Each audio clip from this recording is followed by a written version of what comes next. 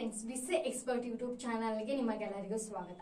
So friends, ಇವತ್ತಿನ ವಿಡಿಯೋದಲ್ಲಿ ಏನ್ ಡಿಸ್ಕಸ್ ಮಾಡ್ತೀನಿ ಅಂತಂದ್ರೆ data structure using C concept ಬಗ್ಗೆ ಡಿಸ್ಕಸ್ ಮಾಡೋಣ. ಸೊ ಹಾಗಾದ್ರೆ ತಿಳ್ಕೊಳ್ಳೋಣ ನಾವು ಡೇಟಾ ಸ್ಟ್ರಕ್ಚರ್ ಅಂದ್ರೆ ಏನು.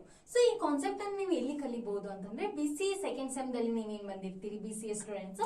ಸೊ ಅಲ್ಲಿ ನಿಮ್ಗೆ ಏನಿರುತ್ತೆ, ಇದು ಡೇಟಾ ಸ್ಟ್ರಕ್ಚರ್ ಯೂಸಿಂಗ್ ಸಿ ಅನ್ನೋದು ಒಂದು ಸಬ್ಜೆಕ್ಟ್ ಇರುತ್ತೆ. ಸೊ ಆ ಸಬ್ಜೆಕ್ಟ್ ಬಗ್ಗೆ ನಾವೇನ್ ಮಾಡೋಣ, ಡಿಸ್ಕಸ್ ಮಾಡ್ತಾ ಹೋಗೋಣ. So first we try to understand what is data structure. ಸೊ ನಾವು ಯಾವುದೇ ಒಂದು ಹೊಸ ಕಾನ್ಸೆಪ್ಟ್ ನ ಕಲಿಯಬೇಕಾದ್ರೆ ಸೊ ಆ ಕಾನ್ಸೆಪ್ಟ್ ಅಂದ್ರೆ ಏನು ಅನ್ನೋದನ್ನ ನಮ್ಗೆ ಏನಿರ್ಬೇಕು, ಗೊತ್ತಿರ್ಲೇಬೇಕು. ಸೊ ಹಾಗಾಗಿ ಏನ್ ತಿಳ್ಕೊಳ್ಳೋಣ, ಫಸ್ಟ್ ನಾವು ಡೇಟಾ ಸ್ಟ್ರಕ್ಚರ್ ಅಂದ್ರೆ ಏನು ಅಂತ ತಿಳ್ಕೊಳ್ಳೋಣ. So before we going to the data structure, first ನಾವೇನ್ ತಿಳ್ಕೊಳ್ಳೋಣ, ಡೇಟಾ ಅಂದ್ರೆ ಏನು. ಜಸ್ಟ್ ಸಿಂಪಲ್ ವರ್ಡ್, ಡೇಟಾ ಅಂದ್ರೆ ಏನು, what is the data. So ಇದಂತೂ ಗೊತ್ತೇ ಇರುತ್ತೆ. ಡೇಟಾ ಇಸ್ ಏನಂತ ಹೇಳ್ಬೋದು ನೀವು, it is a raw collection ಅಂತ, ರಾ ಮೆಟೀರಿಯಲ್ಸ್ ಅಂತ ಹೇಳ್ಬೋದು. So data is nothing but raw materials or raw collection, you can say that. So data is collection of the information. In simply we say that data is a collection of information. Data ಅಂದ್ರೆ ಏನು, it is a collection of information ಅಂತ ಅಂತೇವೆ.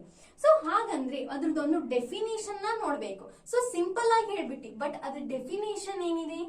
So the quantities, characters or symbols on which operations are performed by a computer is called a data. So for example, data ga A ಆಗಿರಬಹುದು, B, C, 1, 2, 3. These are just datas. Nothing but it is some information, some characters, some numbers. It is called data.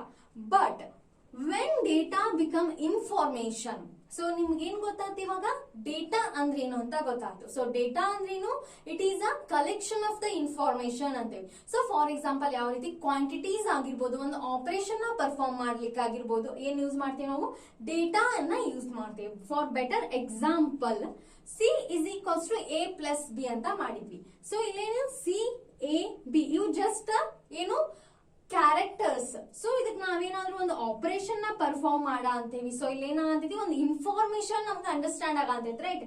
So A ದಲ್ಲಿ ಒಂದು value ಇದೆ, B ದಲ್ಲಿ ಒಂದು value ಇದೆ. So ಎರಡೂ ವ್ಯಾಲ್ಯೂನ ನಾವು add ಮಾಡಿದಾಗ ನಮ್ಗೆ ಏನ್ ಸಿಗಂತೈತಿ, ರಿಸಲ್ಟ್ ಅಲ್ಲಿ ಒಂದು ವ್ಯಾಲ್ಯೂ ಸಿಗಂತೈತಿ.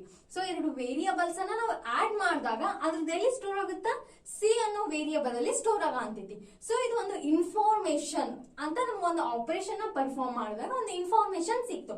ಬಟ್ ಅದೇ ಜಸ್ಟ್ ABC 1, 2, 3 ಈ ರೀತಿ ಏನಾದ್ರೂ ಕ್ಯಾರೆಕ್ಟರ್ಸ್ ಇದ್ರೆ ನಮ್ಗೆ ಗೊತ್ತಾಗುತ್ತಾ ಏನ್ ಮಾಡ್ಬೇಕು ಅಂತ, ಇಲ್ಲ, ರೈಟ್. ಸೊ ಇವಾಗ ಏನ್ ಮಾಡ್ತೀವಿ, data is collection of information ಅಂದ್ವಿ, ರೈಟ್. ಸೊ ಇನ್ಫಾರ್ಮೇಶನ್ ಅಂದ್ರೆ ಏನು, ಹಾಗಂದ್ರೆ what is the information. It is the same that data and information. ಈ ಡೇಟಾ ಮತ್ತೆ ಇನ್ಫಾರ್ಮೇಶನ್ ಎರಡು ಮೀನಿಂಗ್ ಸೇಮ್ ಬರುತ್ತಾ, ಇಲ್ಲ. ಸೊ ಡೇಟಾನ ಬೇರೆ, ಇನ್ಫಾರ್ಮೇಶನ್ ಬೇರೆ. ಸೊ ಇದು ಡೇಟಾ ಮತ್ತೆ ಇನ್ಫಾರ್ಮೇಶನ್ ನಾವು ಕ್ಲಿಯರ್ ಆಗಿ ತಿಳ್ಕೊಂಡಾಗ ಒಂದು ಬೆಸ್ಟ್ ಎಕ್ಸಾಂಪಲ್ ಅನ್ನ ನೋಡೋಣ.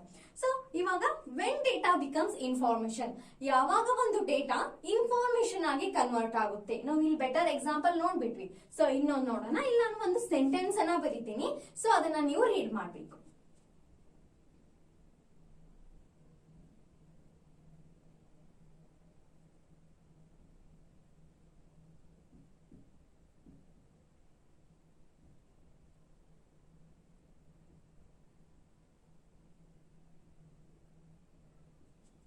ಸೊ ಏನ್ ಮಾಡಿದೆ, ನಾನು ಒಂದು ಸೆಂಟೆನ್ಸ್ ಅನ್ನ ಬರ್ದೆ. So you can read that this sentence.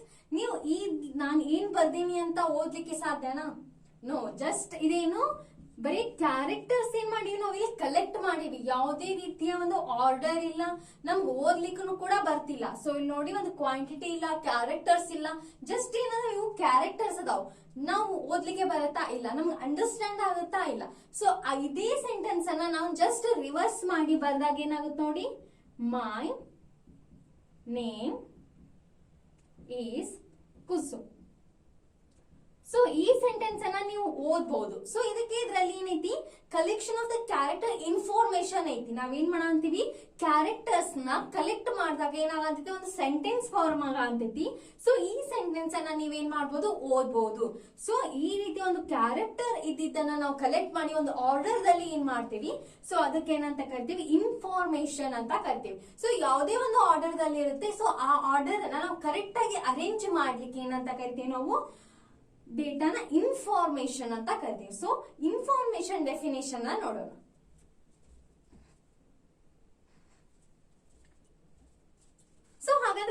Information definition ಏನು? So information, if the data is arranged in a systematic way, then it's get a structure and become a meaningful. This meaningful data is called a information. So it meaningful ಇದೆ, ಏನೈತಿ ಇದು systematic way ದಾಗ ಐತಿ ನೋಡ್ರಿ, systematic way, then it's get a structure. ಒಂದು systematic way ಇತ್ತಂದ್ರೆ ಏನಾಗುತ್ತೆ, ಒಂದು ಸ್ಟ್ರಕ್ಚರ್ ಫಾರ್ಮ್ ಆಗುತ್ತೆ. ಈ ಸ್ಟ್ರಕ್ಚರ್ ಏನೋ ಒಂದು ಅರೇಂಜ್ಮೆಂಟ್ ದಲ್ಲಿ ಇರೋದಕ್ಕೆ ನಾವೇನಂತ ಕರಿತೀವಿ, ಇನ್ಫಾರ್ಮೇಶನ್ ಅಂತ ಕರಿತೀವಿ. This meaningful data is called information. So ಇಲ್ಲಿ ತನಕ ನೀವೇನ್ ಕಲ್ತ್ರಿ ಹೇಳ್ರಿ, ಡೇಟಾ ಅಂದ್ರೇನು, ಇನ್ಫಾರ್ಮೇಶನ್ ಅಂದ್ರೇನು. ಸೊ ಡೇಟಾ ಯಾವ ರೀತಿ ಇನ್ಫಾರ್ಮೇಶನ್ ಆಗಿ ಕನ್ವರ್ಟ್ ಆಗುತ್ತೆ.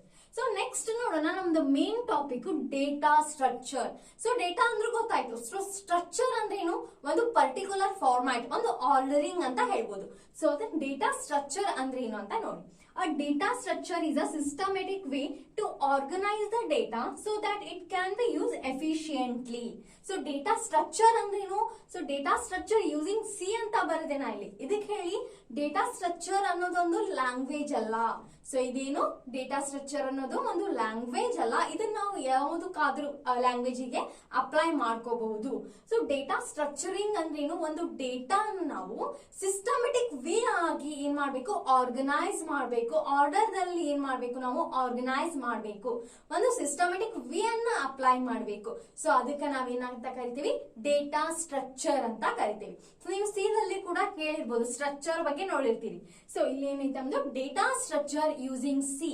ಎದ್ರ ಮೇಲೆ ನಾವು ಸ್ಟ್ರಕ್ಚರಿಂಗ್ ಅನ್ನ ಕಲ ಅಂತೀವಿ, ಸಿ ಬೇಸ್ ಮೇಲೆ ಸ್ಟ್ರಕ್ಚರ್ ಅನ್ನ ಕಲ ಅಂತೀವಿ. ಸೊ ಫಾರ್ ಬೆಟರ್ ಎಕ್ಸಾಂಪಲ್ ಯಾವ್ದಿಲ್ಲಿ, ಅರೆ. ಸೊ ನೀವೇನ್ ಕಲ್ತಿರ್ತೀರಿ, ಅರೆ ಬಗ್ಗೆ ಅಂತೂ ಕಲ್ತಿರ್ತೀರಿ. ಅರೆ ಅಂದ್ರೇನು, ಅರೆ ಇಸ್ ಅ ಹೋಮೋಜಿನಿಯಸ್ ವ್ಯಾಲ್ಯೂ ಅಂತ ಹೇಳ್ಬೋದು. ಸೇಮ್ ವ್ಯಾಲ್ಯೂ ಅನ್ನೋದು ಮಲ್ಟಿಪಲ್ ಏನಾಗುತ್ತೆ, ವ್ಯಾಲ್ಯೂ ಅನ್ನ ತಗೊಳುತ್ತೆ. ಫಾರ್ ಎಕ್ಸಾಂಪಲ್ ಇವಾಗ ಇಲ್ಲಿದೆ ನೋಡಿ, int A of 10.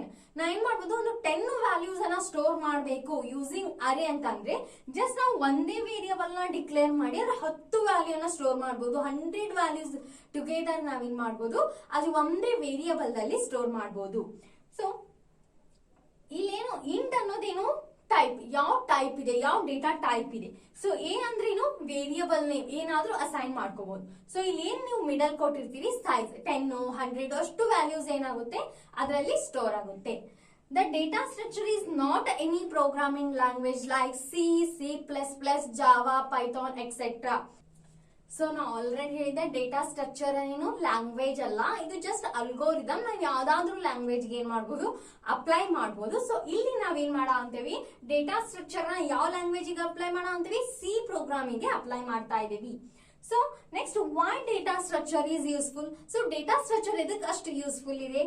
Instead of creating a multiple variable of same type, why not create an array to store all the values? So ಒಂದು ಬೆಸ್ಟ್ ಎಕ್ಸಾಂಪಲ್ ಏನು, ಅರೆ ಅಂತ ಹೇಳಿದ್ವಿ. ಸೊ ಏನ್ ಮಾಡ್ಬೋದು, ಮಲ್ಟಿಪಲ್ ವೇರಿಯಬಲ್ಸ್ ನ ಕ್ರಿಯೇಟ್ ಮಾಡಿ ಅದರಲ್ಲಿ ವ್ಯಾಲ್ಯೂನ ಸ್ಟೋರ್ ಮಾಡೋಕ್ಕಿಂತ ಅರೆಯನ್ನ ಯೂಸ್ ಮಾಡಿ ನಾವೇನ್ ಮಾಡಬಹುದು, ಈಸಿಯಾಗಿ ಸ್ಟೋರ್ ಮಾಡಬಹುದು.